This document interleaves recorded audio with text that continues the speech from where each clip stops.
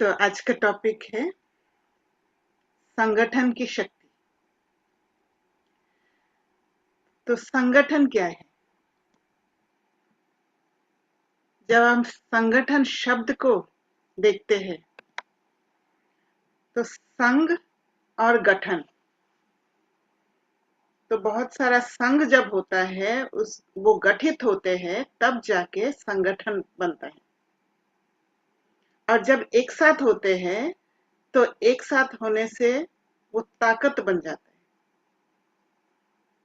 तो हमने बचपन में एक कहानी सुना होगा, मैं फिर भी वो कहानी आप लोगों को सुनाऊंगी कि एक भाई का 4 बेटा था। तो चारों बहुत आपस में लड़ते थे। तो भाई को समझ में नहीं आता था कि क्या करे, इनकी लड़ाई को कैसे बंद करे। और आपस में लड़ते थे, इस वजह से कोई भी घर में उन्नति नहीं होता था। तो एक दिन उन्होंने एक प्लान बनाया। उन्होंने बहुत सारे पतले पतले लकड़ी इकट्ठा किया और फिर वो चारों भाई को सामने बिठाया। चारों भाई को सामने बिठा के उनको बोला, एक एक लकड़ी हाथ में लो। और लकड़ी हाथ में लेने के बाद उन्होंने कहा कि लकड़ी को तोड़ो। तो चारों भाई ने अपना अपना लकड़ी को बहुत आसानी से तोड़ दिया। अब उनके पिता ने क्या किया, बहुत सारे लकड़ी एक साथ बांध के एक एक बंडल चारों को पकड़ा दिया। और जब चारों को पकड़ा दिया और बोला कि अब तोड़ो उसको, फिर वो चारों भाई ने बहुत कोशिश किया उनको तोड़ने के लिए, पर तोड़ नहीं पाए, क्योंकि बहुत सारे एक साथ लकड़ियां थे, एक साथ बंधा हुआ था। तो वो शक्ति बन गया जिसको तोड़ना मुश्किल हो जाता है। तो शिव बाबा ने क्या किया, शिव बाबा ने ब्रह्मा द्वारा हम सबको, ब्रह्मा मुख से हम सबको एडप्ट किया है। और एडप्ट कहां से किया, ये पुरानी दुनिया से अलग किया हमने, हमें निकाला और पुराने दुनिया में ही हमें ब्रह्मा कुमारी बनाया, है ना, ग्राफ्टिंग किया। आप लोगों ने देखा होगा, एक पौधा में से, जब एक पुराना पौधा में से जब नया पौधा निकालना होता है, ज्यादातर गुलाब का पौधा को क्या करते, एक छोटा सा टहनी काट के उसमें लगा के उसी पुराना वाला पौधा में ही एक नया पौधा निकालते हैं, उसको ग्राफ्टिंग कहते हैं। तो पुरानी दुनिया में ही हमारा ग्राफ्टिंग किया और फिर सैपलिंग के हिसाब से हमें पालना दिया ताकि एक संगठन बन जाए। क्योंकि शिव बाबा नई दुनिया की स्थापना कर रहे हैं, और नई दुनिया की स्थापना करने के लिए बाबा के श्रीमत अनुसार वो स्थापना होना जरूरी है। और श्रीमत को हमें हम तक पहुंचाने के लिए हमें अलग करना बहुत जरूरी हो, और फिर अलग करके हमें वो नॉलेज देके, वो श्रीमत देके, पालना देके हमें हमारा वो संगठन धीरे धीरे बना रहे हैं। अभी जब हम इस संगठन को एक साथ देखते हैं, जब कहते हैं कि ये एक स्पिरिचुअल इंस्टीट्यूट है, ब्रह्मा कुमारी से सब सफेद ड्रेस में एक जैसा देखते हैं, और जब आंखों से देखते हैं तो एक संगठन दिखता है। अब और जब हम एक साथ इकट्ठा होते हैं तो मन में एक अपनापन आ जाता है कि ये हमारा परिवार है। तो ये एक संगठन है। और ब्राह्मण जीवन का पहला जो श्रेष्ठ कार्य है वो है संगठन बनाना,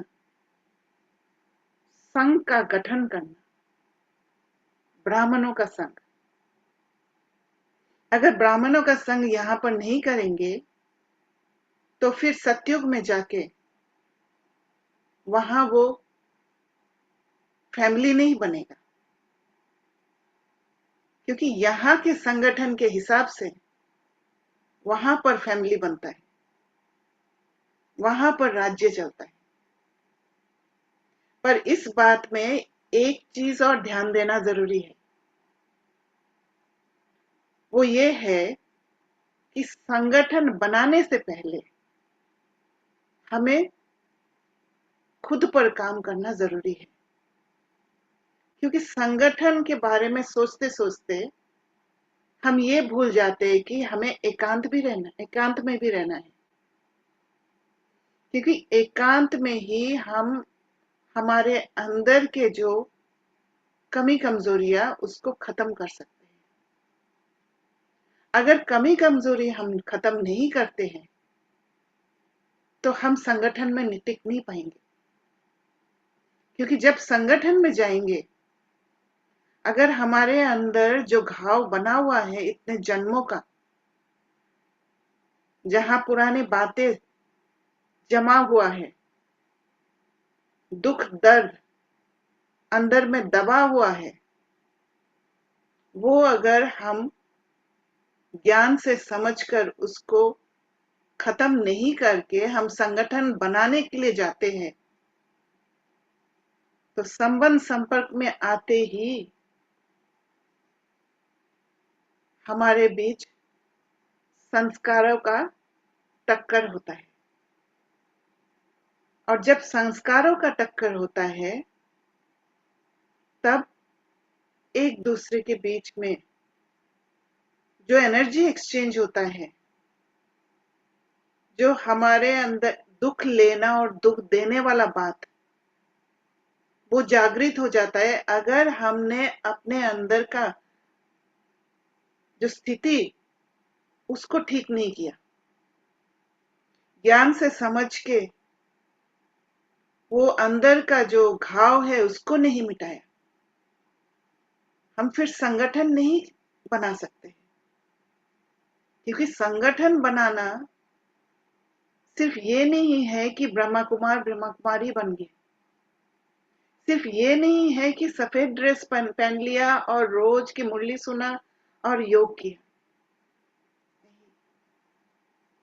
संगठन बनाना माना हर पल जिस आत्मा से हम मिले वो आत्मा को खुद के साथ देना, स्वयं के साथ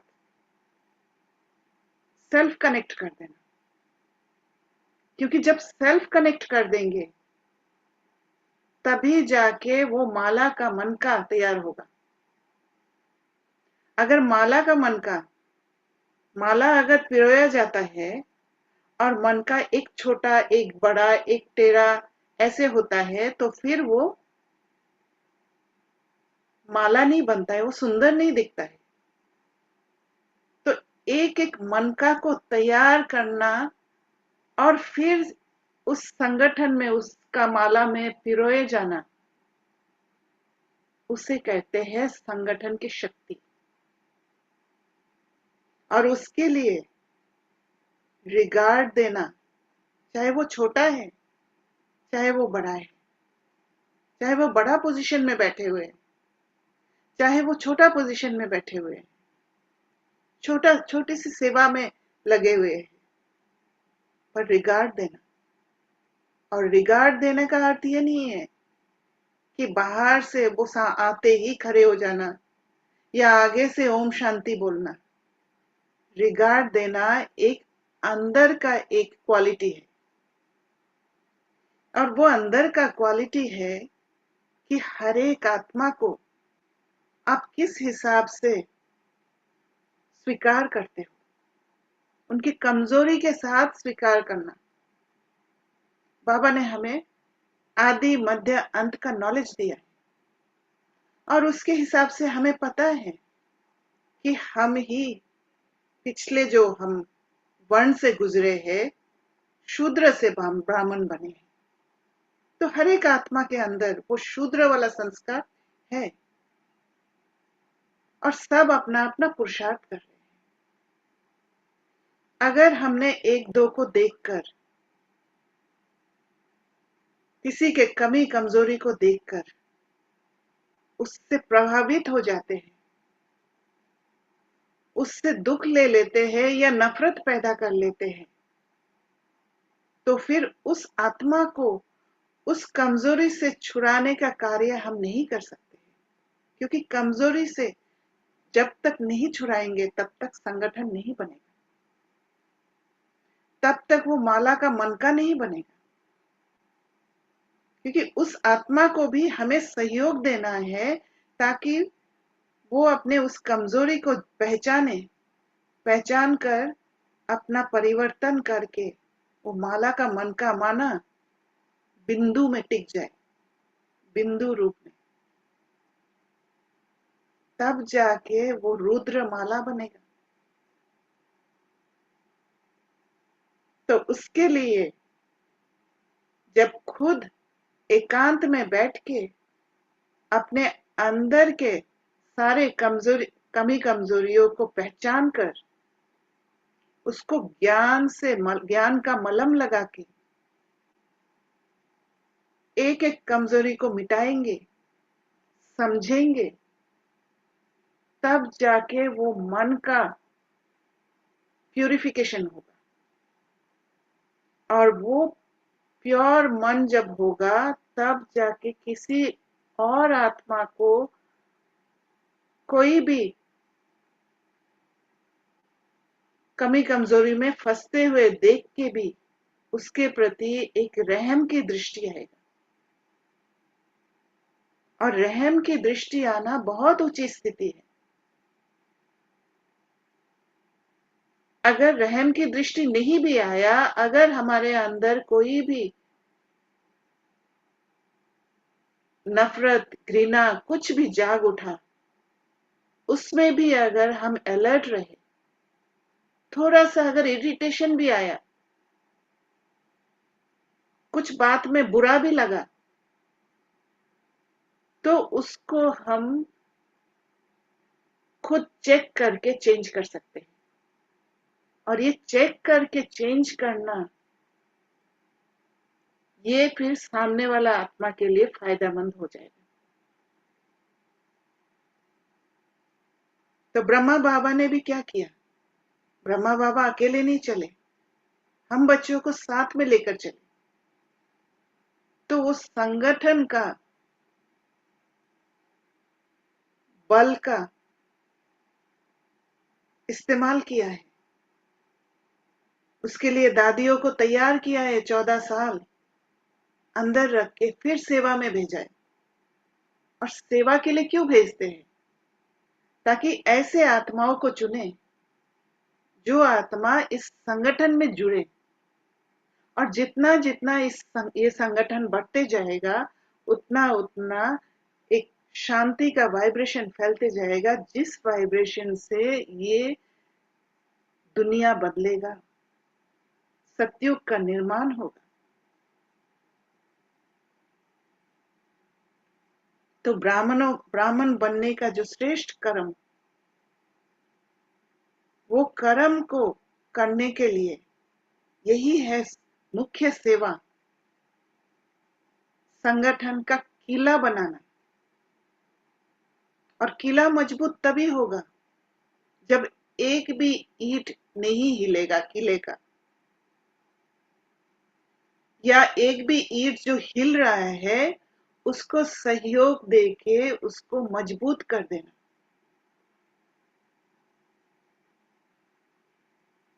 तो हर एक कदम पर या तो मनसा द्वारा, क्योंकि जब हम चुप रहते हैं तब मन से शक्ति देते हैं। जब संबंध संपर्क में आते हैं और कोई भी बात सामने आती है, कोई परिस्थिति सामने आती है, अगर आप उस अवेयरनेस में रहते हैं, अलर्ट रहते हैं कि मुझे इस परिस्थिति को अपने जीवन में कार्य में लगाना, अपने जीवन का प्रोग्रेस, स्पिरिचुअल प्रोग्रेस के लिए कार्य में लगाना है,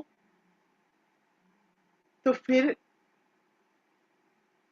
अलर्ट रह के मनसा द्वारा या वाचा द्वारा, किसी को वाचा द्वारा भी सहयोग देना होता है, समझ दे देना, क्योंकि हर एक का बुद्धि अलग अलग है। बुद्धि का एक ताला खोल देना समझ दे के, या अपने चलन द्वारा ऐसा चलन दिखाना कि वो सामने वाला आत्मा को समझ में आ जाए कि मैंने ये गलती किया है और मुझे ये चेंज करना है। आत्माओं को चेकिंग कम होता है। बहुत सारे आत्माएं हैं जो चेक नहीं कर पाते हैं, चेक नहीं कर पाने के कारण वो चेंज नहीं कर पाते हैं। इसीलिए जब हमें दिखाई देता है कि कोई आत्मा अपना कमजोरी को समझ नहीं पा रहे हैं, उनको वो समझ दे देना, वो समझ देने से ही संगठन में जुड़ जाएगा। तो समझ जब एक जैसा हो जाता है तब जाके संगठन की शक्ति होती है, उसमें ताकत होता है। शक्ति आत्मा में है। जब आत्मा में सारे शक्तियां हैं तो हर एक ब्राह्मण आत्मा को वो रूहानी स्थिति में जोड़ देना, वो है संगठन का बल। और यही बल को तैयार करना है। और ये बल तैयार करने के लिए अगर कभी ऐसी भी बात आए कि आपने सबके आगे जो भी बात रखा है वो बहुत श्रेष्ठ है, पर दिखाई दे रहा है कि सामने जो भी संगठन है वो कुछ और सोचा है, कुछ और निर्णय लिया है, तब अगर मेरे विचार को मुझे त्यागना भी पड़े उस संगठन का बल को बचाने के लिए, तो वो भी त्याग सकते हैं। जैसे कि दो नेगेटिव बातें होता है। एक होता है एक संगठन में एक डिसीजन लिया गया है जिसमें नेगेटिविटी दिखाई दे रहा है, और मैं जो राय दे रही हूं उसको माना नहीं जा रहा है, ये भी एक नेगेटिव है। पर मुझे अगर दिखाई दे रहा है कि मैं मेरा जो विचार है उसको त्यागने से वो संगठन नहीं टूटेगा, तो फिर मुझे त्यागना को अपनाना है, क्योंकि संगठन को बचाना है, संगठन कमजोर ना पड़े।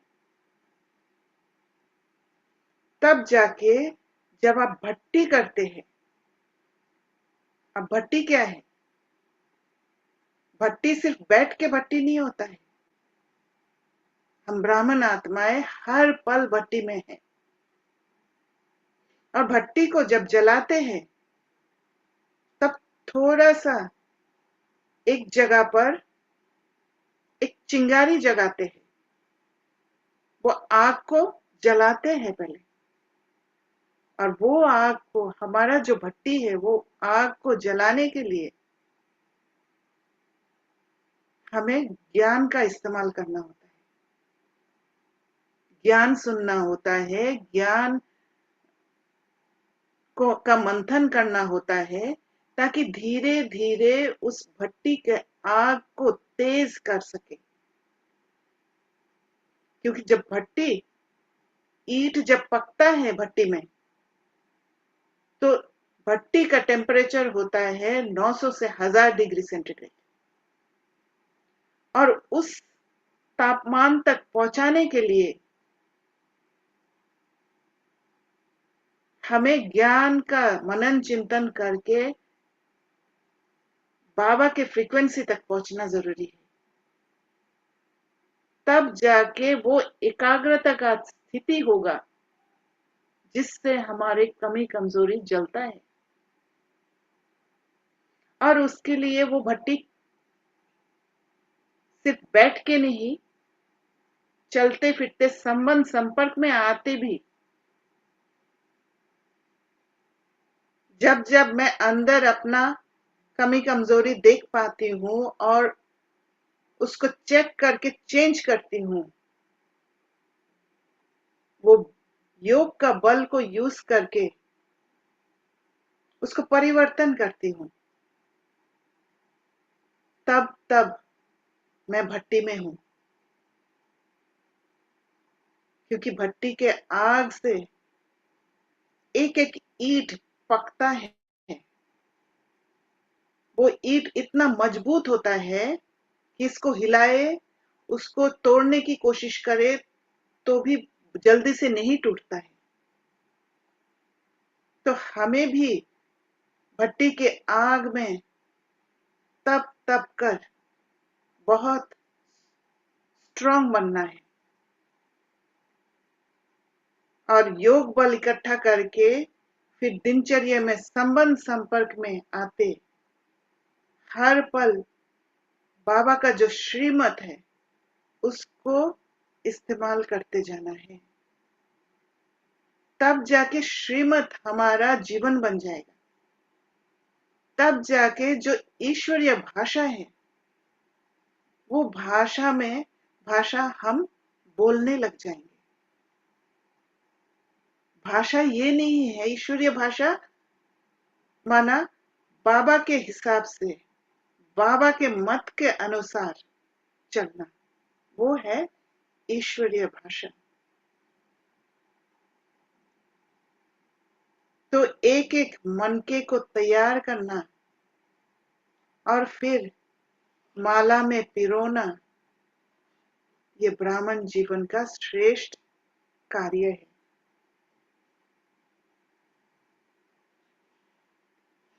ठीक है, तो ये है संगठन की शक्ति। पर एक बात और ध्यान रखना है कि संगठन में जैसे हम एक दूसरे को देख के एक के साथ एक भी हो जाता है तो 11 हो जाता है, एक रहते हैं तो अकेला महसूस होता है। तो जब संगठन में हम किसी और को देखते हैं तो संघ कैसा है वो भी ध्यान देना है। क्योंकि अगर गलत संगठन में चला गया तो वो संगठन टूटेगा। तो माया क्या करती है? माया सबसे पहले संगठन से अलग करती है, क्योंकि अकेला कर देने से माया का वार बहुत जल्दी सफल होता है। तो जब जब संगठन से अलग होने का अंदर में भाव आए तो सावधान हो जाए, क्योंकि संगठन में ही बल है। अकेले हो जाना, एकांत में रहना अलग बात है, अकेले हो जाना अलग बात है। तो माया से बचना है, संगठन से दूर नहीं होना है। वो जो सत का संग, उसको नहीं छोड़ना है।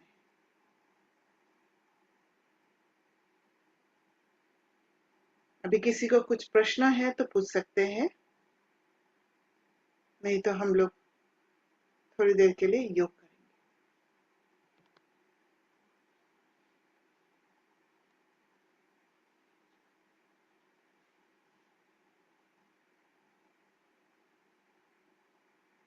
कोई क्वेश्चन है?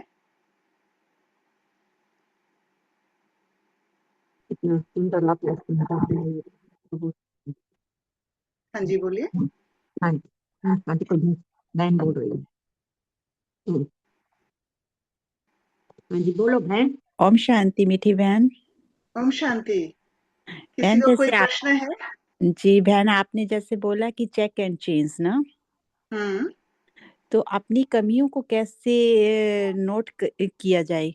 अंदर से कैसे पता लगे कि ये हमारी कमी है, इसको चेंज किया जाए? देखिए, कमी कमजोरी हमारे अंदर है, जी। तो उसके लिए आपको अंदर जाना सीखना होगा, अपने को समय देना होगा, और उसके लिए अलग से एकांत में बैठना होगा, रोज फिक्स टाइम रख के। जब ये प्रैक्टिस करेंगे तो फिर आप जब सेवा में संबंध संपर्क में आएंगे, तब भी सबके बीच में रहते आप अंदर चेकिंग में रहेंगे, क्योंकि अंदर जाने का अभ्यास होगा। यानी कि आज तक हमने अंतर्मुखता का अंदर जाने का अभ्यास अभ्यास को भूल गए, हम बाहर ही बाहर देखते रहे।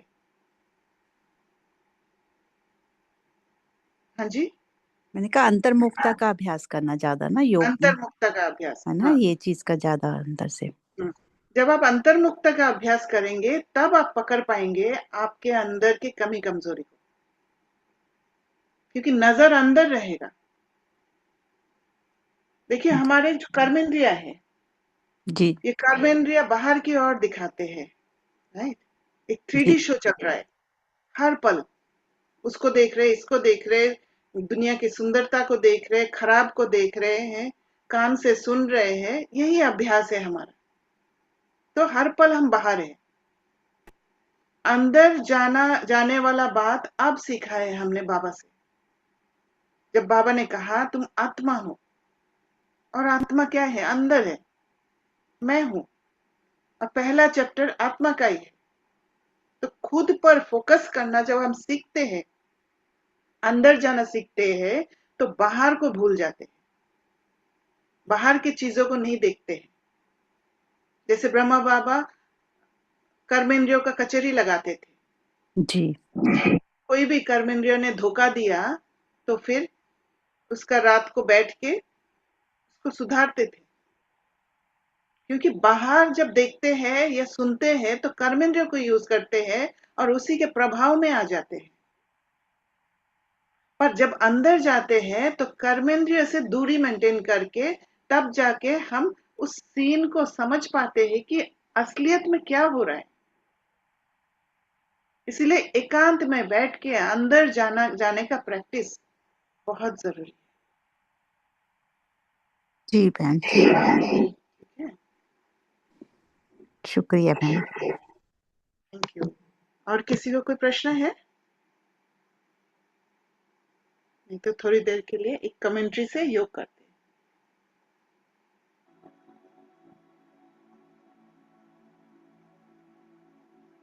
ओम शांति।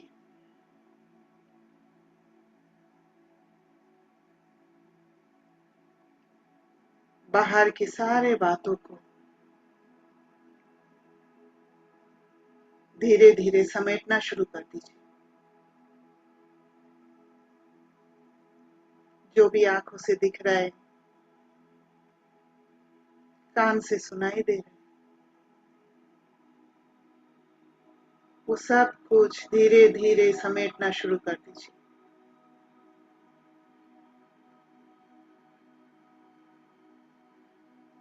और मैं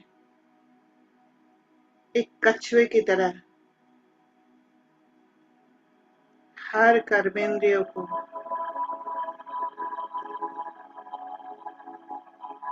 अपना जो शेल है उसके अंदर ले जाती हूँ।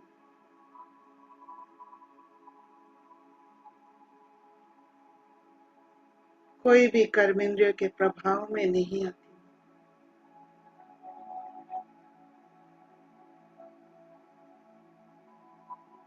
धीरे धीरे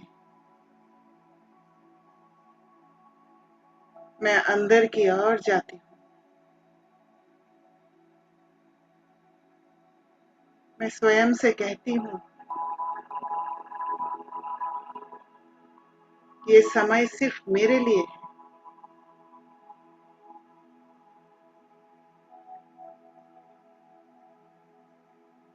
थोड़े समय के लिए मन को कहती हूँ,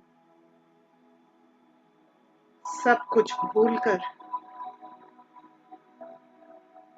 मेरे साथ रहो।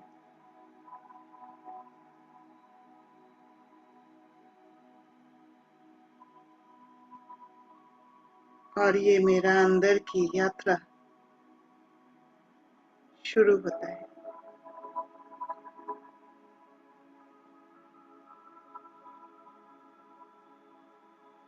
धीरे धीरे मैं अंदर की ओर जाती हूँ।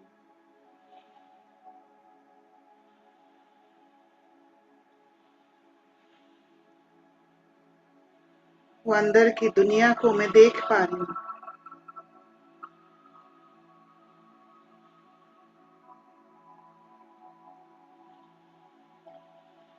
उस शांति को महसूस कर पा रही हूँ।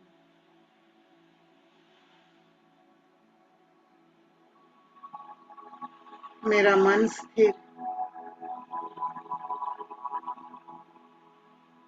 मेरे बुद्धि स्थिर,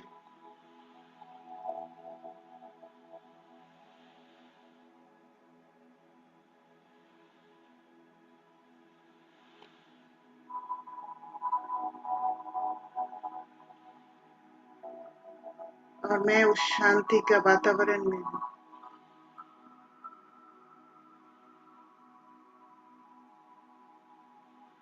जहाँ कोई फिक्र नहीं।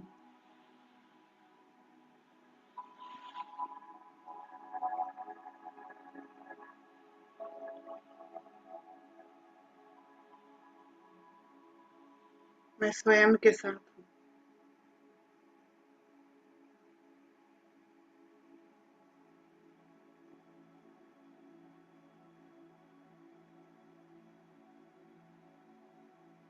जो भी कमजोरियां मेरे सामने दिखाई दे रहे हैं, उनको एक बादल की तरह जाते हुए देख पा रही हूँ।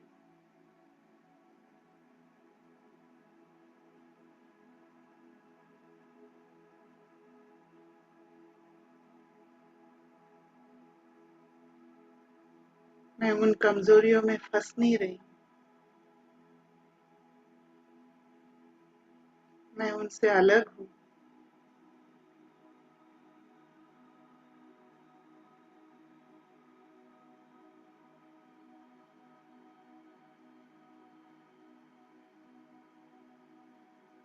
मैं शक्तिशाली बनते जा रही हूँ।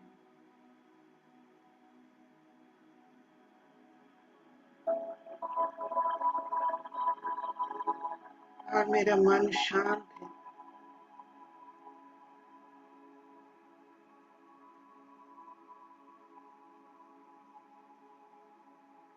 अब मैं अपने आप को परम धाम में महसूस करती हूँ।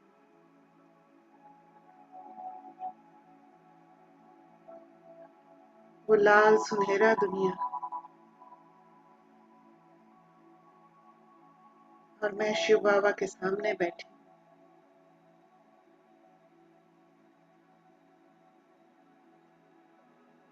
बिंदु बनकर, बिंदु के आगे।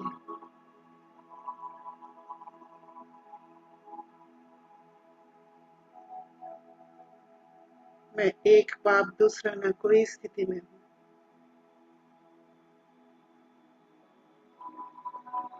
और उस बिंदु से मैं धीरे धीरे शक्तियों को अपने अंदर भरते जा रही हूँ।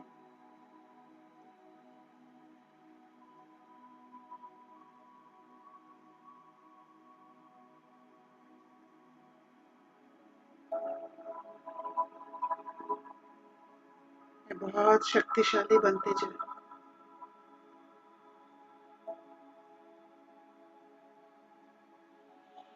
मेरे सारे शक्तियाँ जागृत हो रही।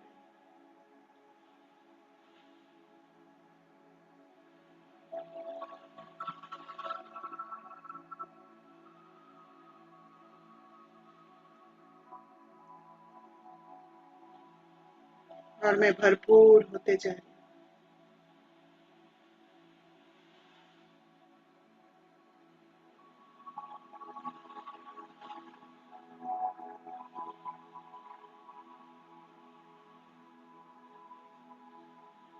और इसी स्थिति में मैं नीचे की ओर आ जाती हूँ। इस कर्म स्थल में आती हूँ।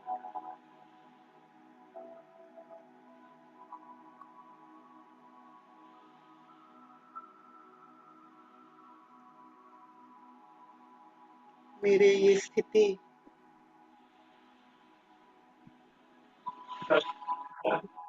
चारों ओर शक्ति रेडिएट करते जा रहे हैं।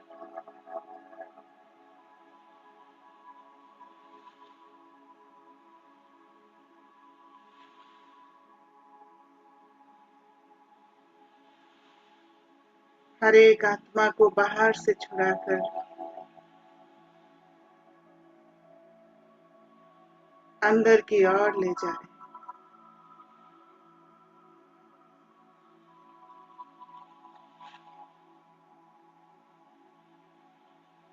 संगठन का बल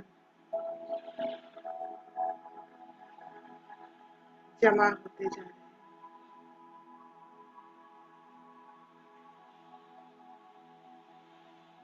और इसी बल से धीरे धीरे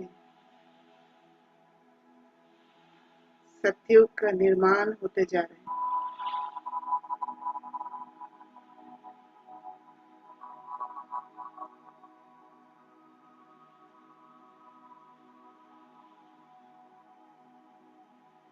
चारों ओर सुख शांति फैलते जा रहे हैं।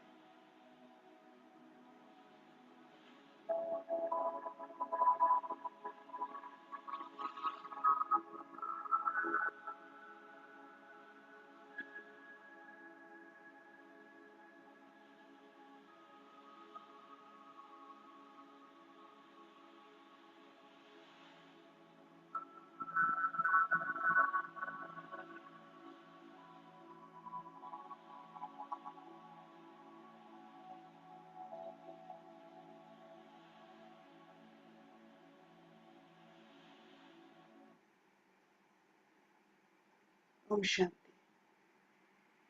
Thank you.